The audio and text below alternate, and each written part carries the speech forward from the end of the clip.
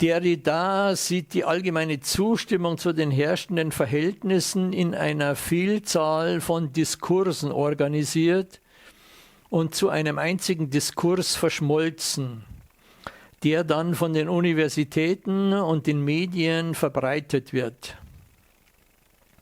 Lyotard spricht von Leuten, die es ablehnen, die Regeln zu hinterfragen und die dank des Konformismus der Massen Karriere machen, indem sie mittels der guten Regeln dem allgemeinen Verlangen nach Realität, das heißt nach dem Einfachen, nach einer Einheit und nach Vermittelbarkeit nachkommen, indem sie Objekte und Situationen liefern, die dieses Verlangen befriedigen. Im Widerstreit, Seite 159, fällt sein Urteil noch gnadenloser aus. Wenn er vom Denken nach Auschwitz spricht, dass seine Bestimmungen wie eine Kuh ihr Futter oder ein Tiger seine Beute aufzehren muss, ohne Resultat.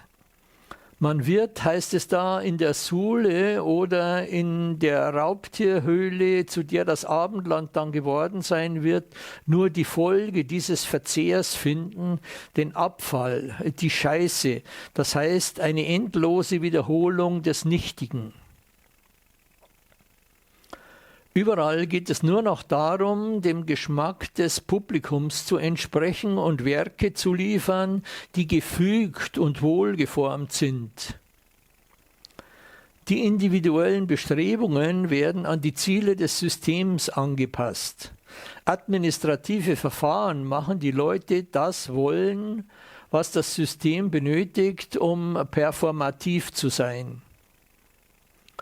Lyotard zitiert Orwell, der einen Bürokraten in seinem berühmten Roman 1984 sagen lässt: Wir geben uns nicht zufrieden mit negativem Gehorsam, auch nicht mit der kriecherischsten Unterwerfung. Wenn sie sich uns am Schluss beugen, so muss es freiwillig geschehen. Aber auch Adorno hat lange vor dem Internet in seiner Metakritik der Erkenntnistheorie schon von der präzisen Information gesprochen, die zum bloßen Konsumgut degradiert wird und mit der deshalb keine Kraft mehr verbunden ist, sodass damit lediglich eine Zersetzung des Geistes bewirkt wird und die Menschen verdummt werden. Herrschaft verlagert sich bei Adorno in den Bereich der Kultur, in die Mentalitäten der Subjekte und wird zu einem Narrenparadies der Unterhaltung. Mit grandiosen Illusionen und der romantischen Vorstellung, dass alles Sinn hat und zum Guten strebt, werden Kultur und Bildung zum Heilsbringer erklärt und das Projekt der Menschheitsbeglückung vorangetrieben. Die Machthaber des 21. Jahrhunderts wollen möglichst unsichtbar bleiben. Foucault sagt, je unsichtbarer eine Macht auftritt, umso effektiver ist sie.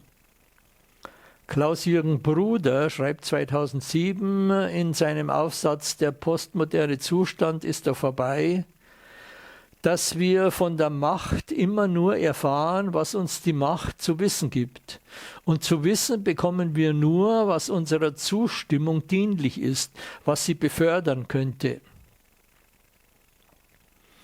Bourdieu nennt es Verstecken durch Zeigen und bereits Wittgenstein hat in diesem Zusammenhang von einem offenen Geheimnis gesprochen, das vor aller Augen liegt und doch nicht gesehen wird. Nietzsche beschreibt die Schliche der Machtapostel so: Bei allem, was ein Mensch sichtbar werden lässt, kann man fragen, was soll es verbergen? Wovon soll es den Blick ablenken? Welches Vorurteil soll es erregen? Und dann noch, bis wie weit geht die Feinheit dieser Verstellung?